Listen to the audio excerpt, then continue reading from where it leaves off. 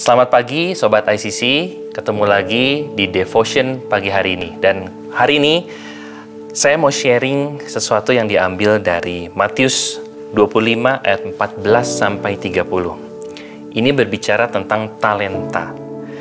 Kadang-kadang dan bahkan sering kita mendengar tentang seseorang yang memiliki bakat tertentu. Bakat ini kita bisa lihat sesuatu yang memang dari kecil sudah ada.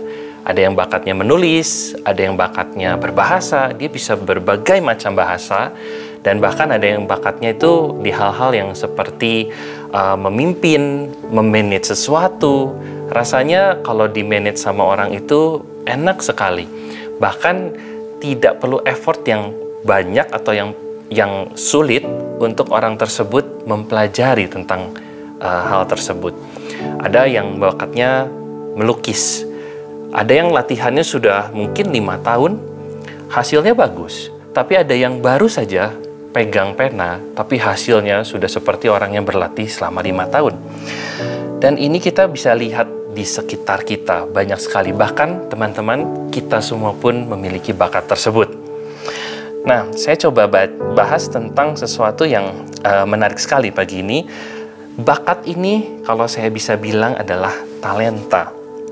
Kita baca di Matius 25 yang 14 sampai 30. Saya akan bacakan versi terjemahan Sederhana Indonesia dan ada beberapa rangkuman untuk mempersingkat.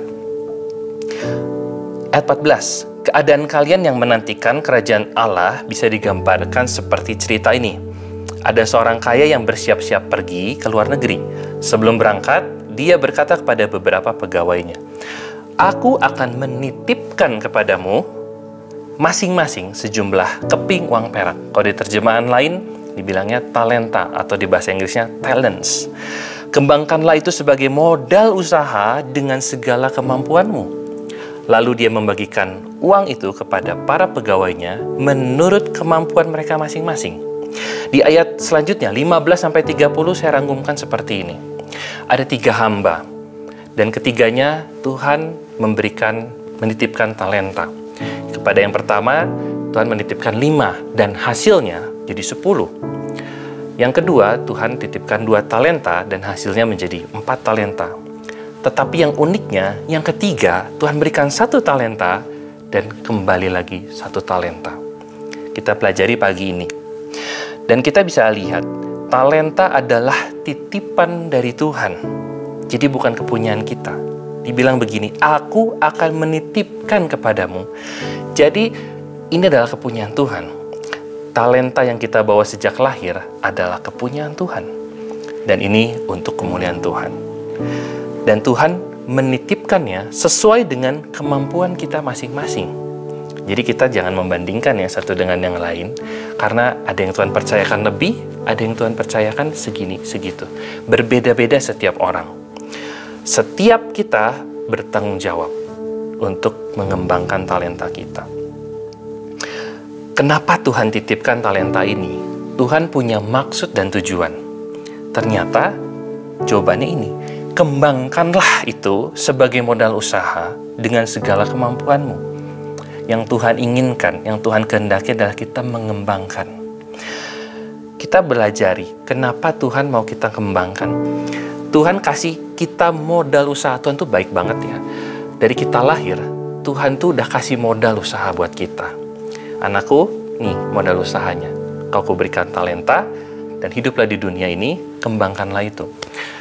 Dan kita bisa lihat bahwa kita bisa hidup dari talenta yang Tuhan berikan. Dan tujuannya kembali lagi dikembangkan. Ini menarik sekali. Saya akan bahas lebih detail tentang ini. Modal usaha, tadi dibilang, kembangkanlah itu sebagai modal usaha dengan segala kemampuanmu. Modal usaha dikembangkan. Tuhan ingin kita mengembangkan modal usaha. Yang dikembangkan adalah modalnya. Melalui apa? Usaha.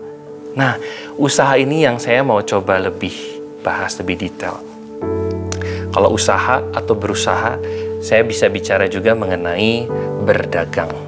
Karena kalau berdagang kita bisa melihat ada proses jual dan beli.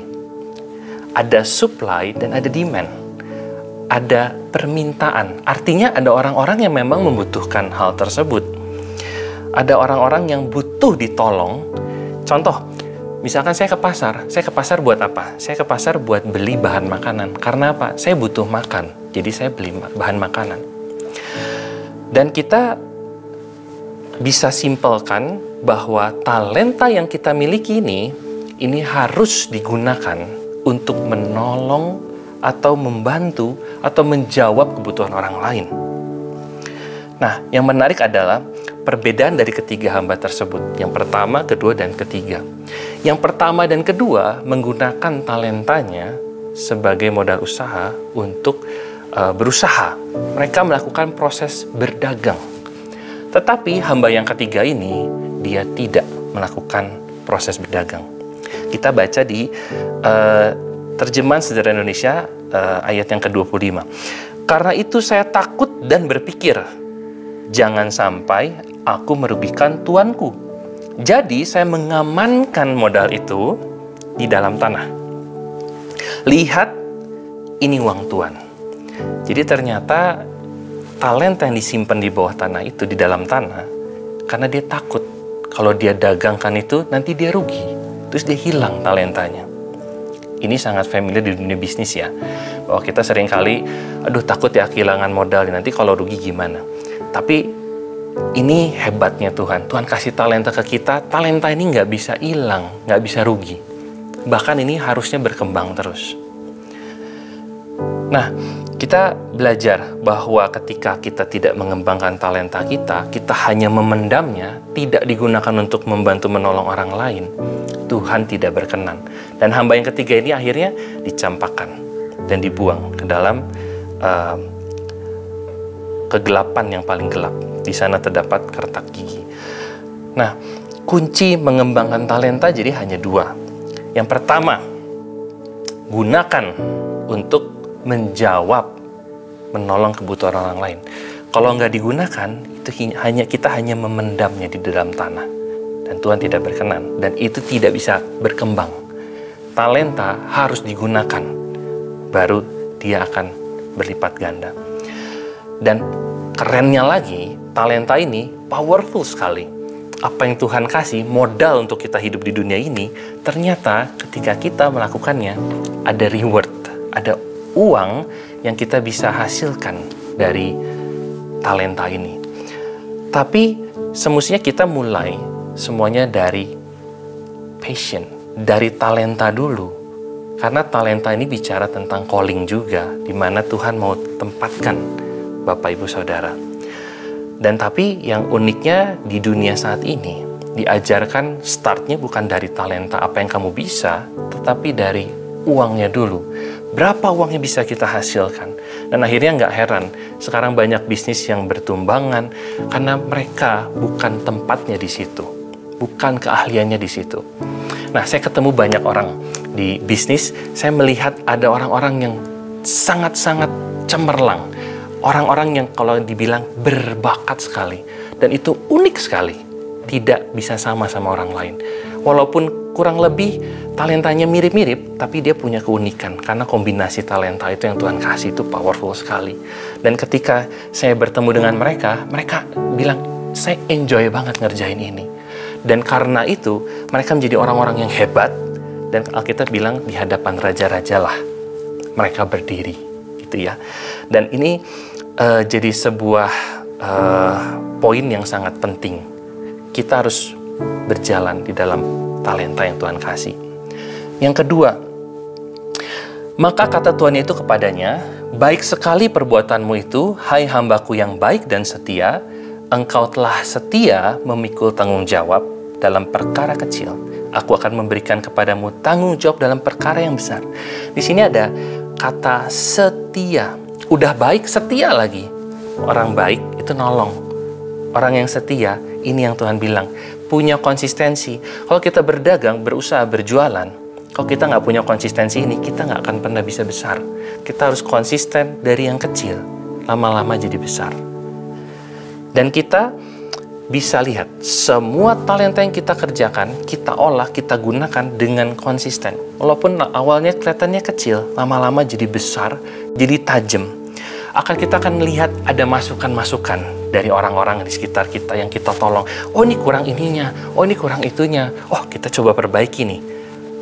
Ternyata semakin kita setia di dalam hal itu, talenta kita semakin tajam.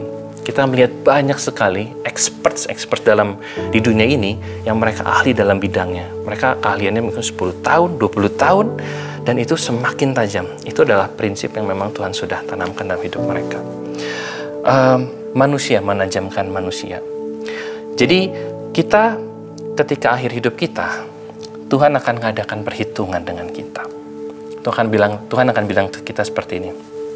Berapa talenta yang sudah kamu hasilkan? Dan ini akan dikembalikan ke Tuhan. Kenapa Tuhan membutuhkan talenta kita ini?